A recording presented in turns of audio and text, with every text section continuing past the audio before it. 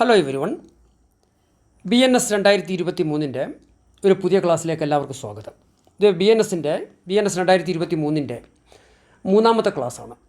ആദ്യത്തെ രണ്ട് ക്ലാസ്സുകളിൽ നമ്മൾ ആദ്യത്തെ ക്ലാസ്സിൽ ഒരു ഇൻട്രൊഡക്ഷൻ പറഞ്ഞിരുന്നു. രണ്ടാമത്തെ ക്ലാസ്സിൽ ഇതിൽ ടേബിൾ ഓഫ് കണ്ടൻസ് ഡിസ്കസ് ചെയ്തിരുന്നു. ഇന്ന് നമ്മൾ ചാപ്റ്റർ 1 സ്റ്റാർട്ട് ചെയ്യുകയാണ്. അപ്പോൾ ആദ്യത്തെ ക്ലാസ്സിൽ ഈ ബില്ല് അവതരിപ്പിച്ച തീയതികളൊക്കെ നമ്മൾ ഡിസ്കസ് ചെയ്തതാണ്. ആദ്യമായിട്ട് ലോക്സഭയിൽ അവതരിപ്പിക്കുന്നത് 11/8/2023 എന്നാൽ പിന്നീട് ആ ബില്ല് പിൻവലിക്കുകയുണ്ടായി. രണ്ടാമത്തെ ബില്ല് ഭാരതീയ ന്യായ സെക്കൻഡ് സംഹിത 2023 ലോക്സഭയിൽ ഇൻട്രൊഡ്യൂസ് ചെയ്ത തീയതിയിലാണ്. ഓർമ്മയുണ്ടോ? 1-2 ക്ലാസ്സിൽ കേൾക്കണം. 12/12/2023 ലോക്സഭയിൽ ഇൻട്രൊഡ്യൂസ് ചെയ്തത്. ലോക്സഭ പാസ്സാക്കുന്നത് 20/12/2023 അല്ലേ? ജസ്റ്റ് ഒരു റിവിഷനാണ്. രാജ്യസഭ പാസ്സാക്കുന്നത്, the bill was passed in the Rajya Sabha on 21/12/2023. ഈ തീയതികളൊക്കെ ഓർത്തിരിക്കുക. ലോക്സഭയിൽ അവതരിപ്പിക്കുന്ന രണ്ടാമത്തെ ബിൽ അവതരിപ്പിക്കുന്നത് 12/12/2023, ലോക്സഭ പാസ്സാക്കുന്നത് 20/12/2023, രാജ്യസഭ പാസ്സാക്കുന്നത് 21/12/2023. The president gave her assent to this bill. പ്രസിഡൻറ്റിൻ്റെ അസെൻറ്റ് കിട്ടുന്നത് എന്നാണ്? 25/12/2023. അപ്പോൾ ഈ തീയതി വെച്ച് ആക്ട് നോട്ടിഫൈ ചെയ്യുണ്ടായി. ആക്ടിൻ്റെ number 45/2023. 45/2023 BNS 2023. The Bharatiya Nyaya Sanhita 2023 number 45/2023. എന്നാൽ ഇത് പ്രാബല്യത്തിൽ വരുന്നത് 1/7/2024 മുതലാണ് അല്ലേ? ഏത് തീയതി മുതലാണ് പ്രാബല്യത്തിൽ വരുന്നത്? 1/7/2024 മുതലാണ്. അതായത് സെക്ഷൻ 106 സബ്സെക്ഷൻ 2 ഒഴിച്ചിട്ടു ബാക്കി എല്ലാ സെക്ഷനുകളും 1/7/2024 മുതൽ പ്രാബല്യത്തിൽ വന്നു. ഇതുകൂടാതെ നമ്മൾ കഴിഞ്ഞ ക്ലാസ്സിൽ ടോട്ടൽ 20 ചാപ്റ്റേഴ്സ് ഉണ്ട്, 358 സെക്ഷൻസ് ഉണ്ട്. ആ 20 ചാപ്റ്ററിലും അതിൻ്റെ ടേബിൾ ഓഫ് കണ്ടൻസ് എന്താണെന്ന് തൊട്ട് മുമ്പത്തെ ക്ലാസ്സിൽ ഡിസ്കസ് ചെയ്തിട്ടുണ്ടായിരുന്നു. ഇന്നിപ്പം നമ്മൾ ചാപ്റ്റർ 1 കടക്കുകയാണ്. അപ്പോൾ ഈ ക്ലാസ് കേൾക്കുന്നത് എല്ലായ്പ്പോഴും ഒരു ബെയർ ആക്ട് വെച്ചിട്ടാണ് കേൾക്കേണ്ടത് കേട്ടോ. നമുക്ക് പരീക്ഷയ്ക്ക് PSC അതായത് ഡിപ്പാർട്ട്മെൻറ്റൽ ടെസ്റ്റിന് പ്രിപ്പയർ ചെയ്യുന്നവരാണ് ബെയർ ആക്ട് വെച്ച് കേൾക്കണം. അല്ലാത്തവരും അത് തന്നെ കേൾക്കുന്നത് നല്ലതാണ്. ഈ ക്ലാസ് ഇപ്പോൾ LLB സ്റ്റുഡൻസിന് നല്ലതാണ്. അതുപോലെ തന്നെ മറ്റ് മത്സര പരീക്ഷ എഴുതുന്നവർക്കൊക്കെയും ഇപ്പം പബ്ലിക് പ്രോസിക്യൂട്ടർ, അതുപോലെ മറ്റ് assistant public prosecutor, legal assistant, അതുപോലെ നിയമ വിദ്യാർത്ഥികൾ, അവർക്കൊക്കെയും തന്നെയും ഈ ക്ലാസ് പ്രയോജനപ്രദമായിരിക്കും. എല്ലാവരും ബെയർ ആക്ട് വെച്ച് ക്ലാസ് കേൾക്കുന്നതാണ് നല്ലത്. അപ്പോൾ നമുക്ക് ഒന്നാമത്തെ ചാപ്റ്ററിൽ കിടക്കാം. The Bharatiya Nyaya Sanhita 2023 central act number 45/2023 നിലവിൽ പാസ്സാക്കിയത്, നിയമമായത് 25/12/2023. This is an act two consolidate and amend the provisions relating to offences and for matters connected therewith or incidental thereto. This is an act to consolidate and amend the provisions relating to offences. Offences എന്ന് പറഞ്ഞാൽ എന്താണ്? കുറ്റകൃത്യങ്ങളാണ്. അതുമായി ബന്ധപ്പെട്ടിട്ടുള്ള വ്യവസ്ഥകൾ consolidate ചെയ്യുക, amend ചെയ്യുക.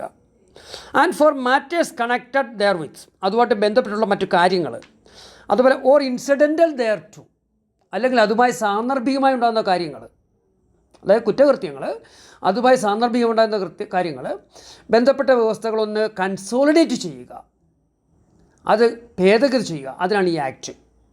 അതാണ് ഇതിൻ്റെ ലക്ഷ്യം. Be it enacted by parliament in the 74th year of the republic of India as follows. India രാജ്യത്തിൻ്റെ 74ാം സംവത്സരത്തിൽ അല്ലേ പാർലമെൻറ്റ് ഈ നിയമം പാസ്സാക്കുകയാണ്. Chapter 1 preliminary. ടോട്ടൽ എത്ര ചാപ്റ്റേഴ്സാണുള്ളത്? 20 ചാപ്റ്റേഴ്സാണുള്ളത്. അതിൽ പ്രിലിമിനറി നമ്മൾ യഥാർത്ഥത്തിൽ ഇന്ത്യൻ പീനൽ കോഡിൻ്റെത് ഒരു പക്ഷേങ്കിൽ ലീഗൽ അസിസ്റ്റൻറ്റ് പരീക്ഷയ്ക്ക് പ്രിപ്പയർ ചെയ്യുന്നവർ, പബ്ലിക് പ്രോസിക്യൂട്ടർ പരീക്ഷയ്ക്ക് പ്രിപ്പയർ ചെയ്യുന്നവർ ഒക്കെ ഇന്ത്യൻ പീനൽ കോഡിൻ്റെ വ്യവസ്ഥ കൂടി അറിഞ്ഞിരിക്കേണ്ടതായിട്ട് വന്നേക്കാം. പരീക്ഷയ്ക്ക് സിലബസ് എന്നത് പൂർണ്ണമായി ഒഴിവാക്കാൻ സാധ്യതയില്ല. കാരണം ഈ നിയമം നിലവിൽ വരുന്നതിന് മുമ്പ് 1/7/2024 മുമ്പ് നടത്തിയിട്ടുള്ള എല്ലാ കുറ്റകൃത്യങ്ങളും ഈ ഈ സംഹിത പ്രകാരം ശിക്ഷാർഹമാകാവുന്ന എല്ലാ കുറ്റകൃത്യങ്ങളും 1/7/2024 മുമ്പ് ഇന്ത്യൻ പീനൽ കോഡ് പ്രകാരം ശിക്ഷാർഹമാകാവുന്ന എല്ലാ കുറ്റകൃത്യങ്ങളും ആ നിയമപ്രകാരം തന്നെയാണ് ശിക്ഷാർഹമാവുന്നത്. അതായത് 1/7/2024 മുതൽ ഈ സംഹിത പ്രകാരം ശിക്ഷാർഹമാകാവുന്ന കുറ്റകൃത്യങ്ങൾ ചെയ്യുമ്പോഴാണ് ഈ സംഹിത പ്രകാരം ശിക്ഷിക്കപ്പെടുന്നത്. അപ്പോൾ 30/6/2024 വരെ ഇന്ത്യയിലെ കോടതികളിലൊക്കെ ധാരാളം കേസുകളൊക്കെ പെൻഡിങ് ഉണ്ട്. അതെല്ലാം ഇന്ത്യൻ പീനൽ കോഡ് പ്രകാരവും അതുപോലെ CRPC പ്രകാരവും ട്രയൽ നടത്തുകയും ശിക്ഷിക്കപ്പെടുകയും ചെയ്യും. 1/7/2024 മുതലാണ് BNS-ഉം BNSS-ഉം ഒക്കെ പ്രാബല്യത്തിൽ വരുന്നത്. അപ്പോൾ ചാപ്റ്റർ 1 പ്രിലിമിനറി, പ്രാരംഭം അല്ലെ പ്രാഥമികം. ആദ്യം കൊടുത്തിരിക്കുന്നത് ഷോർട്ട് ടൈറ്റിൽ കമൻസ്മെൻറ്റ് ആൻഡ് ആപ്ലിക്കേഷനാണ്. അതിൻ്റെ ഒരു ചുരുക്കപ്പേര്, അതിൻ്റെ ഒരു പ്രാരംഭം അല്ലേ, ചുരുക്കപ്പേര്, തലക്കെട്ട് എന്ന് പറയാം. കമൻസ്മെൻറ്റ്, ആപ്ലിക്കേഷൻ, ഇത് എന്നു മുതൽ നടപ്പിലാവുന്നു, അതിൻ്റെ ആരംഭം എന്നു തൊട്ടാണ്, ആർക്കൊക്കെയാണ് ആപ്ലിക്കബിളായിട്ടുള്ളത്, ആർക്കൊക്കെയാണ് ഇത് പ്രയോഗിക്കാവുന്നത്, ആർക്കെതിരെയാണ് പ്രയോഗിക്കാവുന്നത്, അത്തരം കാര്യങ്ങളാണ് സെക്ഷൻ 1 സെക്ഷൻ 1 പറഞ്ഞിരിക്കുന്നത്. സെക്ഷൻ 1 തന്നെ 5 സബ്സെക്ഷൻസ് ഉണ്ട് കേട്ടോ. സെക്ഷൻ 1 6 സബ്സെക്ഷൻസ് ഉണ്ട്. ഇത് യഥാർത്ഥത്തിൽ ഇന്ത്യൻ പീനൽ കോഡിൽ 2 ചാപ്റ്ററുകളായി പറഞ്ഞിരുന്നതാണ്. ഇന്ത്യൻ പീനൽ കോഡിലെ 1ഉം 2ഉം ചാപ്റ്ററിൽ പറഞ്ഞിട്ടുള്ള കാര്യങ്ങളാണ് ഇവിടെ 1ാമത്തെ ചാപ്റ്ററിൽ മാത്രമായിട്ട് പറയുന്നത്. അപ്പോൾ section 1 subsection 1 this act may be called the Bharatiya Nyaya സംഹിത 2023. ഈ ആക്ട്, ഈ നിയമം ഭാരതീയ ന്യായ സംഹിത 2023 എന്ന് അറിയപ്പെടും അല്ലെങ്കിൽ വിളിക്കപ്പെടും. അടുത്ത സബ്സെക്ഷൻ 2, സെക്ഷൻ 1 തന്നെ സബ്സെക്ഷൻ 2 ആണ്. It shall come into force on such date as the central government may by notification in the gazette, official gazette appoint, and different dates may be appointed for different provisions of the Sanhita.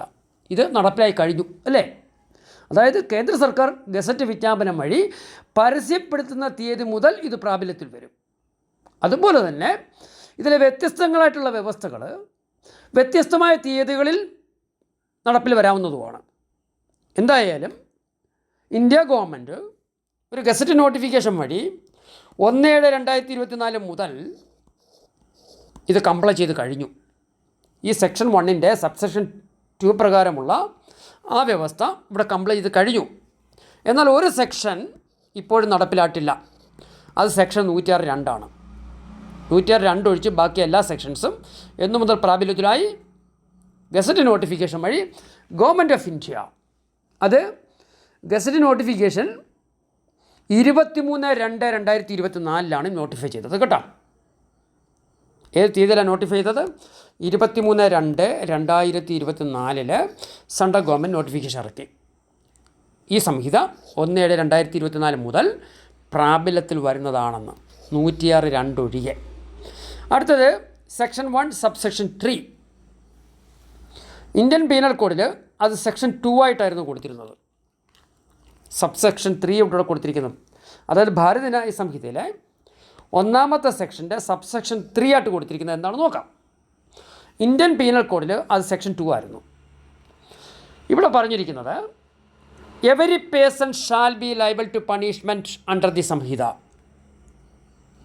for every act or omission contrary to the provisions of the Samhita, provisions thereof എന്ന് പറഞ്ഞാൽ of the Samhita, of which he shall be guilty within India. അതായത് ഇന്ത്യക്കകത്ത് കുറ്റകരമാകുന്ന ഒരു കാര്യം, ഒരു act അല്ലെങ്കിൽ omission എങ്ങനെയുള്ളത്? Contrary to the provisions of the Sanhita. ഈ സംഹിതയിലെ വ്യവസ്ഥകൾക്ക് വിരുദ്ധമായിട്ട് ഒരു വ്യക്തി ഇന്ത്യക്കകത്ത് കുറ്റകരമാകാവുന്ന പ്രവൃത്തി ചെയ്താൽ, ഇതിലെ വ്യവസ്ഥകൾക്ക് വിരുദ്ധമായിട്ടുള്ള പ്രവൃത്തി ഇന്ത്യക്കകത്ത് ചെയ്താൽ ഈ ആക്ട് പ്രകാരം, ഈ സംഹിത പ്രകാരം അദ്ദേഹം ശിക്ഷയ്ക്ക് വിധേയനാണ്. Every person shall be liable to punishment under the Sanhita for every act or omissions contrary to the provisions thereof, contrary to the provisions of the Samhita, of which he shall be guilty within India. അതായത് ഈ നിയമത്തിലെ വ്യവസ്ഥകൾക്ക് വിരുദ്ധമായി ഇന്ത്യക്കകത്ത് വെച്ച് ചെയ്യുന്ന ഒരു പ്രവൃത്തി, ഒരു act,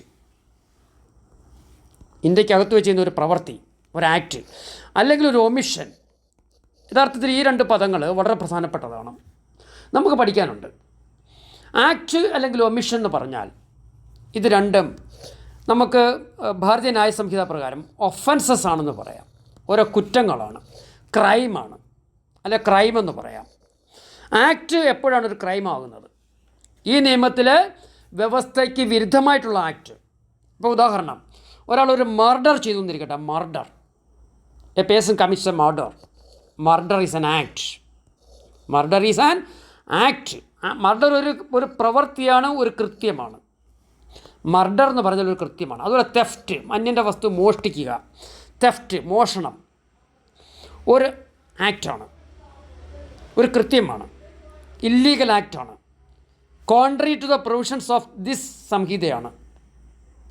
ഈ സംഹിതയിലെ വ്യവസ്ഥകൾക്ക് വിരുദ്ധമായിട്ടുള്ള ഒരു പ്രവൃത്തിയാണ്, അല്ലെ ഒരു കൃത്യമാണ്. അല്ലെ rape, it is an act contrary to the provisions of this Sanhita. അല്ലെ robbery, it is an act. അതുപോലെ ഫോർജറി, ഹർട്ട്, ഒരാളെ ഹർട്ട് ചെയ്യുക, അതെല്ലാം ആക്റ്റാണ്, പണിഷബിൾ അണ്ടർ ദിസ് സംഹിതയാണ്. അതുപോലെ ഒമിഷൻ എന്ന് പറഞ്ഞാൽ എന്താണ്?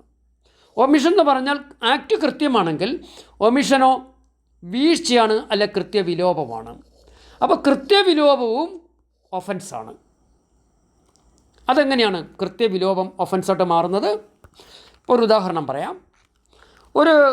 ഒരു സർവൻറ്റ്, നമ്മുടെ വീട്ടിലൊരു സർവൻറ്റിനെ നമ്മൾ നിയമിച്ചിരിക്കുകയാണ്.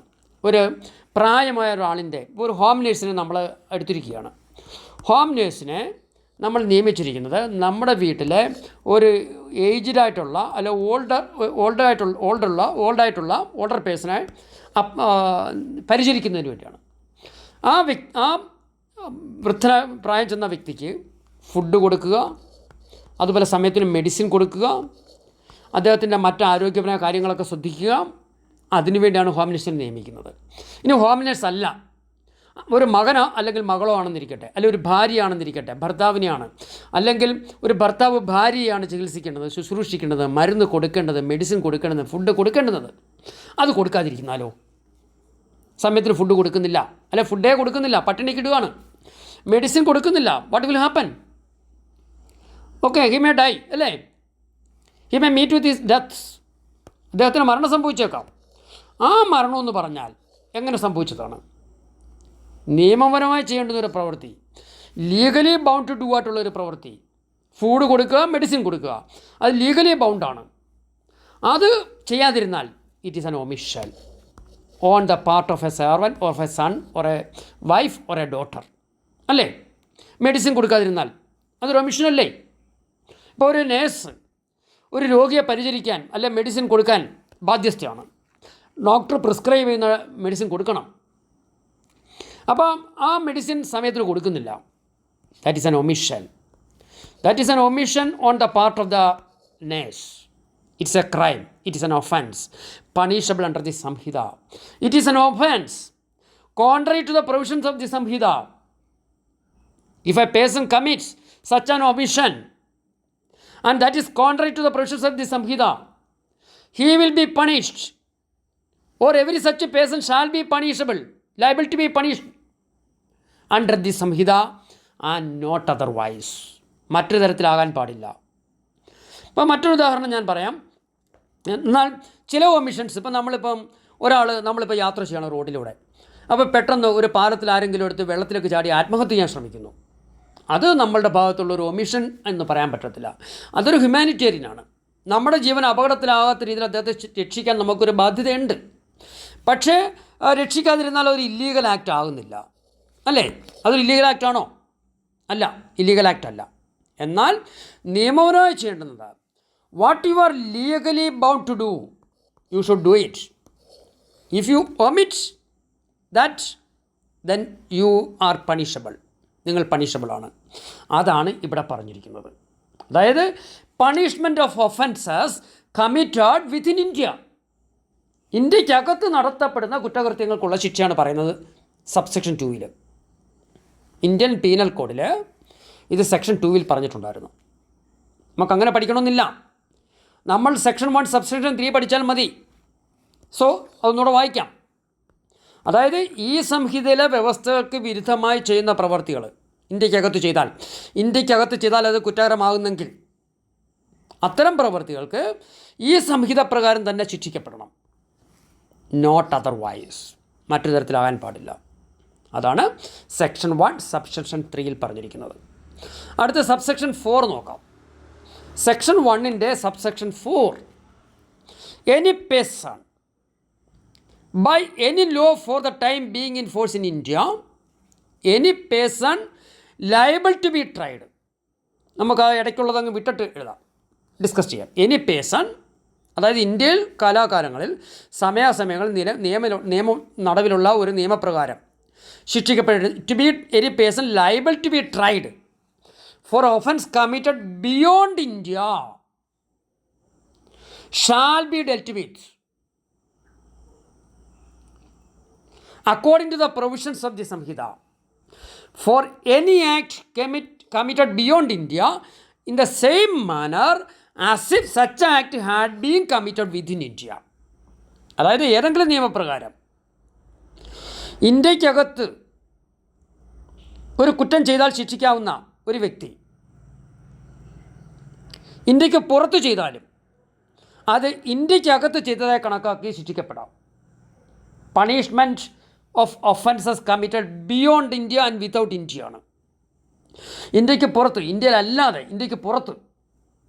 ഇപ്പോൾ ഇന്ത്യക്ക് പുറത്ത് വെച്ച് ചെയ്യപ്പെടാവുന്ന ഒരു കുറ്റകൃത്യം, അത് ഏതെങ്കിലും നിയമപ്രകാരം, ഇവിടെ ഉദ്ദേശിക്കുന്നത് ഈ നിയമപ്രകാരം, അതായത് ഇന്ത്യയിലെ നിയമങ്ങളനുസരിച്ച് വിചാരണ ചെയ്യപ്പെടാവുന്ന ഒരാൾ ഇന്ത്യക്ക് പുറത്ത് വെച്ച് കുറ്റകൃത്യം നടത്തിയാൽ ഈ കുറ്റത്തിന് ഈ നിയമത്തിലെ, ഈ സംഹിതയിലെ വ്യവസ്ഥകൾ പ്രകാരം എന്ത് നടപടിക്ക് ഇന്ത്യക്കകത്ത് വെച്ച് കുറ്റം ചെയ്താൽ അദ്ദേഹം വിധേയനാകുമോ അതേ നടപടിക്ക് ഇന്ത്യക്ക് പുറത്ത് വെച്ച് ചെയ്താലും വിധേയനാകും.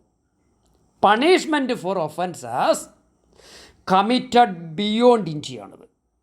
അതാണ് subsection 4. Offences committed beyond India. ഒന്ന് നോട്ട് ചെയ്തോളൂ. സബ്സെക്ഷൻ 4 എന്താണ്? Offences committed beyond India as per the Sanhita. അതായത് സെക്ഷൻ 1 പ്രകാരം, അതിൻ്റെ സബ്സെക്ഷൻ പ്രകാരം an act or omission is punishable as per this Sanhita if such act or omission is committed within India. അല്ലേ? അത് നമുക്കൊരു ടൈപ്പാണെന്ന് പറയാം. An act or omission punishable as per Sanhita and such act or omission is committed within India. അത് subsection 3 പറയുന്നുണ്ട്. അതായത് ഇന്ത്യക്കകത്ത് കുറ്റം ചെയ്താൽ, ഈ നിയമത്തിലെ വ്യവസ്ഥകൾക്ക് വിരുദ്ധമായി ചെയ്താൽ പണിഷ്ബിൾ ആണ്. അതുപോലെ തന്നെ any act of India applies to any person. ഇപ്പോൾ ഇന്ത്യയിൽ ഏതെങ്കിലും നിയമം ഏതെങ്കിലും വ്യക്തിക്ക് അപ്ലൈ ചെയ്തിരിക്കട്ടെ. The act or omission which is an offence as per any of these act has been committed by that person outside India, the provisions of this samhita will apply in the same manner or the similar manner to this person as they apply to an act or omission which is committed by a person in India. Clear ആണോ? Act or omission which is committed outside India, beyond India. അതായത് ഇന്ത്യക്ക് പുറത്ത് ചെയ്താൽ പോലും, as long as the act or omission is an offence as per Samhita, the person can be found guilty. Person is liable to be punished. ഈ സംഹിതയിലെ വ്യവസ്ഥകൾക്ക് വിരുദ്ധമായിട്ട്, അതായത് ശിക്ഷിക്കപ്പെടാവുന്ന ഒരു വ്യക്തി എന്ന് പറഞ്ഞിട്ട് അമേരിക്കക്കാരനെ പിടിച്ചങ്ങ് ശിക്ഷിക്കാൻ പറ്റുമോ? അതായത് അമേരിക്കയിലൊരു കുറ്റകൃത്യം ചെയ്താൽ ഈ സബ്സെക്ഷൻ പ്രകാരം ശിക്ഷിക്കാൻ പറ്റത്തില്ല. ഇന്ത്യക്കാരനായിരിക്കണം. ഒരു ഇന്ത്യക്കാരൻ ഇന്ത്യക്ക് പുറത്ത് വെച്ച് ചെയ്യുമ്പോഴാണ് ഒരു കുറ്റം ചെയ്താൽ, ഇപ്പോൾ ഉഗാണ്ട വെച്ച് ചെയ്താലും പാകിസ്ഥാനിൽ വെച്ച് ചെയ്താലും ഒക്കെ ശിക്ഷിക്കപ്പെടാം. ഇന്ത്യക്കാരനായിരിക്കണം. അതാണ് ഇവിടെ പറഞ്ഞിരിക്കുന്നത്. Punishment of offences committed beyond, അല്ലേ, any person liable to be tried for an offence committed beyond India shall be dealt with according to the provisions of the Samhita. For any act committed beyond India in the same manner as if such act had been committed within India. അതായത് ഇന്ത്യക്ക് പുറത്ത് ചെയ്യുന്ന ഓരോ പ്രവൃത്തിയും ഏത് പ്രവൃത്തിയായാലും അത് ഇന്ത്യക്ക് അകത്ത് ചെയ്യുന്നതായി കണക്കാക്കി ശിക്ഷിക്കപ്പെടാം. അദ്ദേഹം ഇന്ത്യയിൽ എവിടെ വെച്ച് കാണുന്നുവോ അവിടെ വെച്ച് അദ്ദേഹം വിചാരണ ചെയ്യാം. If he is found guilty he can be convicted. Okay. അടുത്ത subsection 5. The provisions of the Samhita shall also apply to any offence committed by. നോക്കാം അതെന്താണെന്ന്. The provisions of the Samhita shall apply to any offence committed by. ഈ സംഹിതയിലെ വ്യവസ്ഥകൾ ആർക്കൊക്കെയാണ്? Subsection 5 clause A. Any person of any citizen of India in any place without and beyond India. ഇന്ത്യയിലെ ഒരു പൗരൻ ഇന്ത്യക്ക് പുറത്ത്, ഇന്ത്യയിലല്ലാതെയും ഇന്ത്യക്ക് അപ്പുറത്ത് വെച്ച്, ഇന്ത്യക്ക് പുറത്തൊരു സ്ഥലം കുറ്റം ചെയ്താൽ ഈ സംഹിതയിലെ വ്യവസ്ഥകൾ പ്രകാരം ശിക്ഷിക്കപ്പെടാം. അത് സബ്സെക്ഷൻ 4ൻ്റെ ഒരു കൂടുതൽ ക്ലാരിറ്റി വന്നു. The provisions of the Sanhita shall also apply it any offence committed by subclause A any citizen of India any place without and beyond India. Without and beyond India എന്ന് പറഞ്ഞാൽ ഇന്ത്യക്ക് പുറത്ത്, അല്ലേ? ഏതൊരു ഇന്ത്യൻ പൗരനും ഇന്ത്യക്ക് പുറത്ത് വെച്ച് അല്ലെ ഇന്ത്യയിലല്ലാതെ കുറ്റകൃത്യം ചെയ്യുന്ന സാഹചര്യത്തിൽ ഈ ശിക്ഷാ നിയമത്തിലെ വ്യവസ്ഥ പ്രകാരം ശിക്ഷിക്കപ്പെടാം. അതുപോലെ തന്നെ any person on any ship or aircraft registered in India wherever it may be, if an offence is committed by any person on any ship or aircraft, ഏതെങ്കിലും വ്യക്തി അത് ഇന്ത്യക്കാരനാവണമെന്നില്ല, അതായത് ഇന്ത്യയിൽ രജിസ്റ്റർ ചെയ്തിട്ടുള്ള ഒരു കപ്പലിലോ വിമാനത്തിലോ വെച്ച് ആരെങ്കിലും ഒരു കുറ്റകൃത്യം ചെയ്താൽ, അതിപ്പം ആ കപ്പലോ അമേരിക്കയിലായാലും പാകിസ്ഥാനിലായാലും എവിടെയായാലും ഇന്ത്യക്കകത്ത് രജിസ്റ്റർ ചെയ്തിട്ടുള്ളതാണെങ്കിൽ ഈ സംഹിത പ്രകാരം ശിക്ഷാർഹമാണ്. Any person on any ship or aircraft registered in India wherever that ship or aircraft may be. ആ ഷിപ്പോ ആ കപ്പലോ വിമാനമോ അതെവിടെയായിരുന്നാലും, അല്ലേ, ഇന്ത്യക്കുള്ളിൽ രജിസ്റ്റർ ചെയ്യപ്പെട്ടിട്ടുള്ളതാണെങ്കിൽ അതിൽ വെച്ചൊരാളൊരു കുറ്റകൃത്യം ചെയ്താൽ ഏതൊരാളായാലും ഈ നിയമത്തിലെ വ്യവസ്ഥകൾ പ്രകാരം ശിക്ഷാർഹമാണ്. അതുപോലെ തന്നെ ഇതെല്ലാം സെക്ഷൻ 1ൻ്റെ സബ്സെക്ഷൻ 5 അതിൻ്റെ ക്ലോസ് ആണ്. സെക്ഷൻ 1 നമ്മൾ ഡിസ്കസ് ചെയ്യുന്നത്. നമ്മൾ സെക്ഷൻ 2 പോയിട്ടില്ല. സെക്ഷൻ 1ൻ്റെ സബ്സെക്ഷൻ 5 ആണ്, അല്ലേ? ഇത് extension of code, extension of the Sanhita to extra territorial offences എന്ന് പറയും. ഇന്ത്യക്ക് പുറത്ത് വെച്ച് ചെയ്യാവുന്ന കുറ്റങ്ങൾക്കുള്ള ശിക്ഷയാണ്. സബ്സെക്ഷൻ 8 പറഞ്ഞത് any citizen of India in any place without and beyond India will be punished, shall be punished. Be any person on any ship or aircraft registered in India where it may be. Subsection C any person in any place without and beyond India committing an offence targeting a computer resource located in India. ഇന്ത്യക്കകത്ത് സ്ഥിതി ചെയ്യുന്ന ഒരു computer സ്രോതസ് ലക്ഷ്യമാക്കി ഇന്ത്യക്ക് പുറത്ത്, India without and beyond India എന്ന് പറഞ്ഞാൽ ഇന്ത്യയിലല്ലാതെയോ അല്ലെങ്കിൽ ഇന്ത്യക്ക് പുറത്തായിട്ടോ ഒരു വ്യക്തി ഒരു കുറ്റകൃത്യം ചെയ്താൽ, അതായത് നമ്മുടെ ഇന്ത്യയിൽ സ്ഥാപിച്ചിട്ടുള്ള ഒരു കമ്പ്യൂട്ടർ സ്രോതസ്, അല്ലേ, ഇന്ത്യയിൽ ഉള്ള ഒരു കമ്പ്യൂട്ടർ സ്രോതസ്, അതിൽ ഇന്ത്യയിൽ സ്ഥിതി ചെയ്യുകയാണ് ആ സ്രോതസ്, അതിനെ ലക്ഷ്യം വെച്ചൊരാൾ കുറ്റം ചെയ്തിരിക്കട്ടെ, അത് ഇന്ത്യക്ക് പുറത്താണ് ചെയ്യുന്നത്. എന്നിരുന്നാൽ പോലും ആരായാലും ഏത് വ്യക്തിയായാലും അദ്ദേഹത്തെ ഇന്ത്യൻ ശിക്ഷ ഈ സംഹിത പ്രകാരം, ഈ ഭാരതീയ ന്യായ സംഹിത പ്രകാരം ശിക്ഷിക്കപ്പെടാം. അപ്പോൾ ഇത് extension of the Sanhita it extra territorial offences ആണ്. ഇന്ത്യക്ക് പുറത്തു വെച്ച് ചെയ്യുന്ന കുറ്റങ്ങൾക്ക് ശിക്ഷയ്ക്ക് വിധേയമാകാം. ആരൊക്കെയാണ്? Any citizen of India in any place without beyond India, any person on any ship or aircraft registered in India wherever it may be. C, any person in any place without and beyond India committing an offense targeting a computer resource located in India. Explanation പറഞ്ഞിരിക്കുന്നു. In this section, the word offense includes, offense എന്ന് പറഞ്ഞാൽ നമ്മൾ offence, ഈ ഒഫൻസും ആക്റ്റും ഒമിഷനും ഒക്കെ ഡെഫിനിഷനിൽ വരുന്നുണ്ട്. Offence എന്ന് പറഞ്ഞാൽ ഒരു കുറ്റകൃത്യമാണ്, അല്ലേ? ഒരു ക്രൈമാണ്, ഒരു കുറ്റകൃത്യമാണ്, പണിഷബിളാണ്. ഒഫൻസ് എന്നാണ് പറയുന്നത്. അതിന് ആ ഒഫൻസിനാണ് പോലീസൊക്കെ ചാർജ് ചെയ്യുന്നത്, അല്ലെങ്കിൽ നമുക്ക് കോടതികളെ prosecute ചെയ്യാവുന്നത്. In this section, the word offense includes every act committed outside India, which, if committed in India, would be punishable under the സംഹിത. അതായത് ഈ സബ്സെക്ഷൻ 5 പ്രകാരം ഒഫൻസ് എന്ന് പറഞ്ഞാൽ ഇന്ത്യക്ക് പുറത്ത് ചെയ്യുന്ന ഓരോ കുറ്റവും ഇന്ത്യക്കകത്ത് ചെയ്താൽ എങ്ങനെ ശിക്ഷാർഹമാകുമോ അതുപോലെ ശിക്ഷിക്കപ്പെടാം, അല്ലേ? ഇന്ത്യക്കകത്ത് പുറത്ത് ചെയ്യുന്ന കുറ്റം,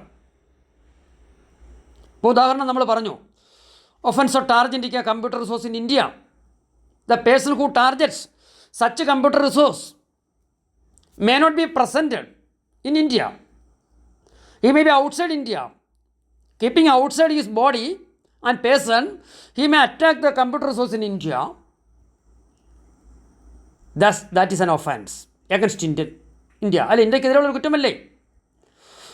A person launches any attack on computer system or servers from any foreign territories, he can be punished in India for such offenses committed while out of India.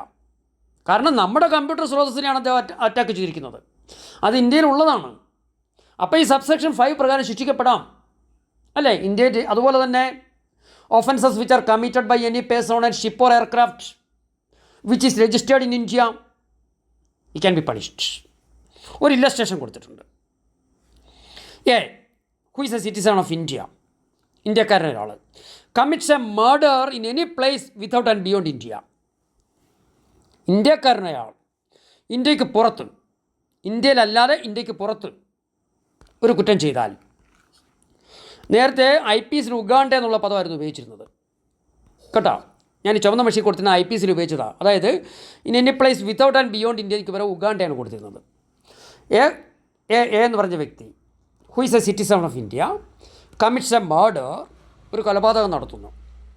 In any place outside India he can be tried and convicted of murder, അദ്ദേഹത്തിന് വിചാരണ ചെയ്യാം, ശിക്ഷിക്കാം. In any place in India in which he may be found, അദ്ദേഹത്തെ ഇന്ത്യയിൽ എവിടെ വെച്ച് കാണുന്നു അവിടെ വെച്ച് ശിക്ഷിക്കാം. അതുപോലെ സബ്സെക്ഷൻ 6, സെക്ഷൻ 5ൻ്റെ സബ്സെക്ഷൻ 6 അതെന്താണെന്ന് നോക്കാം. Nothing in this Sanhita shall affect the provisions of any act for punishing mutiny and desertion of officers. എന്താണ് പറഞ്ഞിരിക്കുന്നത്? Mutiny and desertion of officers. Mutiny എന്ന് പറഞ്ഞാൽ സൈനിക കലാപമാണ്. ഡെസേർഷൻ എന്ന് പറഞ്ഞാൽ സൈനികത്തിൽ നിന്ന് വിട്ടു നിൽക്കുന്നതാണ്. അതിന് ഈ സംഹിത ആപ്ലിക്കബിൾ അല്ല. Soldiers, sailors or airmen in the service of the government of India or the provisions of any special or local law, ഏതെങ്കിലും സ്പെഷ്യൽ ലോ പ്രകാരം അല്ലെ ലോക്കൽ ലോ പ്രകാരം ഇന്ത്യ ഗവൺമെൻറ്റിൻ്റെ പട്ടാളക്കാർ, സോൾജേഴ്സ്, സെയിലേഴ്സ്, എയർമെൻ അവർ ഒരു മ്യൂട്ടിനി നടത്തുന്നു അല്ല ഡെസേർഷൻ നടത്തുന്നു, അവർക്ക് ഇത് ആപ്ലിക്കബിൾ അല്ല കേട്ടോ.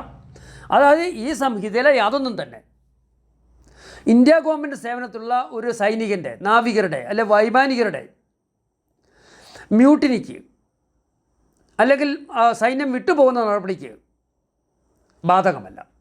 അതൊരു എക്സെപ്ഷനാണ്, അല്ലേ? അത് ഒരു എക്സെപ്ഷനാണ് പറഞ്ഞിരിക്കുന്നത്. Nothing in this shall affect the provisions of any act punishing mutiny desertion. അത് നമുക്കറിയാമല്ലോ, സൈന്യത്തിൽ അതിന് കോർട്ട് മാർഷലുണ്ട്, അത് പ്രകാരം ശിക്ഷിക്കപ്പെടും, അല്ലേ? അപ്പോൾ ഏതൊക്കെയാണ് ഇൻ സബ്സെക്ഷൻ 6-ൽ എന്തൊക്കെയാണ് പറഞ്ഞിരിക്കുന്നത്? Which are the acts not affected by the provisions of the Sanhita? ഏതൊക്കെ നടപടികളാണ്, ഏതൊക്കെ പ്രവൃത്തികളാണ്, ഏതൊക്കെ കൃത്യങ്ങളാണ്? It is categorically stated that this samhita, the provisions of this samhita will not affect the provisions of certain acts. What are they? Mutiny and desertion of officers. Mutiny and desertion of officers. ഉദ്യോഗസ്ഥന്മാരുടെ mutiny desertion, അതുപോലെ mutiny and desertion of soldiers, mutiny and desertion of sailors, mutiny and desertion of airmen, officers, soldiers, sailors, airmen in the service of the government of India. അത്തരം അവർ ചെയ്യുന്ന ആ കുറ്റങ്ങൾ മ്യൂട്ടിനിയും ഡെസർഷനും സൈനിക കലാപമാണ്. ഡെസർഷൻ എന്ന് പറഞ്ഞാൽ സൈന്യത്തിൽ നിന്നുള്ള ഒളിച്ചോട്ടമാണ്. അതിന് ഈ വ്യവസ്ഥ പ്രകാരം അത് ശിക്ഷിക്കാൻ പറ്റില്ല. The plain meaning of every person is that it comprehends all persons without limitation and irrespective of nationality, allegiance, rank, status, caste, color or creed. ഓരോ വ്യക്തി എന്ന് പറഞ്ഞാലും നമ്മൾ നേരത്തെ ഇപ്പോൾ സബ്സെക്ഷൻ 5-ൽ പറഞ്ഞില്ലേ, എവരി പേഴ്സൺ, അതവരുടെ ജാതിയോ അല്ലെങ്കിൽ മതമോ അവരുടെ നിറമോ വർഗമോ വർണ്ണമോ ഒന്നും നോക്കിയിട്ടല്ല. ഉദാഹരണം ഒരു ബോംബെ ഹൈക്കോടതിയുടെ ഒരു ഡിസിഷൻ പറഞ്ഞിട്ടുണ്ട്. Conviction of the accused, a Pakistani national was upheld for an offence committed in India notwithstanding his not being corporately present in India. ഇന്ത്യയിൽ ഉണ്ടായിരുന്നില്ലെങ്കിൽ പോലും ശിക്ഷിക്കപ്പെട്ടു എന്നാണ് പറഞ്ഞിരിക്കുന്നത്. അപ്പോൾ നമുക്ക് യഥാർത്ഥത്തിൽ ഈ കമൻസ് ഒന്നും അത്ര ആവശ്യമൊന്നുമില്ല കേട്ടോ. അപ്പോൾ നമ്മൾ ഇന്നിപ്പോൾ ഡിസ്കസ് ചെയ്തത് സെക്ഷൻ 1 മാത്രമാണ്. സെക്ഷൻ 1 മാത്രമാണ് ഡിസ്കസ് ചെയ്തത്. ഇത് IPCയിൽ 511 സെക്ഷൻസ്, ഇന്ത്യൻ പീനൽ കോഡിൽ 511 സെക്ഷൻസ് 358 സെക്ഷൻസായിട്ട് മാറിയല്ലോ. എങ്ങനെ സംഭവിച്ചു? അതായത് IPCയിൽ 1 മുതൽ 5 വരെ പറഞ്ഞിരുന്ന സെക്ഷൻസ്, ഈ പറഞ്ഞതെല്ലാം IPCയിൽ 1, 2, 3, 4, 5 എന്നാണ് പറഞ്ഞിരുന്നത്. അതെല്ലാം ഇവിടെ ഒരൊറ്റ സെക്ഷനിൽ ഒതുക്കി, സെക്ഷൻ 1. എന്നിട്ട് സബ്സെക്ഷൻ 1 മുതൽ 6 വരെ ചേർത്തു. അപ്പോൾ യഥാർത്ഥത്തിൽ 5 സെക്ഷൻ ഒഴിവായില്ലേ? ശരിയല്ലേ? അടുത്ത രണ്ടാമത്തെ സെക്ഷൻ ഡെഫിനിഷൻസാണ്, നിർവചനങ്ങളാണ്. IPCയിൽ അത് സെക്ഷൻ 6 കേട്ടോ. ഡെഫിനിഷൻസ് എല്ലാം സെക്ഷൻ 6 മാത്രമല്ല IPCയിൽ ഡെഫിനിഷൻസ് 52 ക്യാപിറ്റൽ വരെ ആയിരുന്നു. 7, 8, 9, 10 അങ്ങനെ 52 ക്യാപിറ്റൽ വരെ ആയിരുന്നു. എന്നാൽ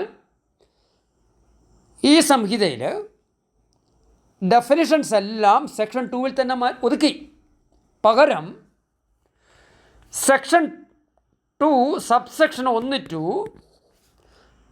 സബ്സെക്ഷൻ 39 വരെ കൊടുത്തു കേട്ടോ. 39 പദങ്ങൾ ഡിഫൈൻ ചെയ്തിട്ടുണ്ട്. അപ്പോൾ ഡെഫിനിഷൻസ് നമുക്ക് അടുത്ത ക്ലാസ്സിൽ ഡിസ്കസ് ചെയ്യാം. അപ്പോൾ നമ്മളിപ്പോൾ ഇത് 3-ാമത്തെ ക്ലാസ്സാണ്. അപ്പോൾ 1-2 ക്ലാസ്സിൽ കേട്ടിട്ടില്ലാത്തവരത് കമ്പൽസറി ആയിട്ട് കേൾക്കണം, കണ്ടിന്യൂസ് ആയി കേൾക്കണം. മാത്രമല്ല ബേറാക്ട് വെച്ച് കേൾക്കുകയും വേണം. ഞാൻ പറയുന്ന ചില പോയിൻറ്റ്സൊക്കെ എഴുതിയെടുക്കുക. അതുപോലെ തന്നെ ഈ 2 ചാപ്റ്റർ കഴിയുമ്പോൾ നമുക്ക് ഈ ഭാഗത്തുനിന്ന് ചോദിക്കാൻ സാധ്യതയുള്ള ചോദ്യങ്ങളൊക്കെ ഡിസ്കസ് ചെയ്യാം. Thank you for watching. Okay, അപ്പോൾ എല്ലാവർക്കും വിജയാശംസകൾ നേരുകയാണ്.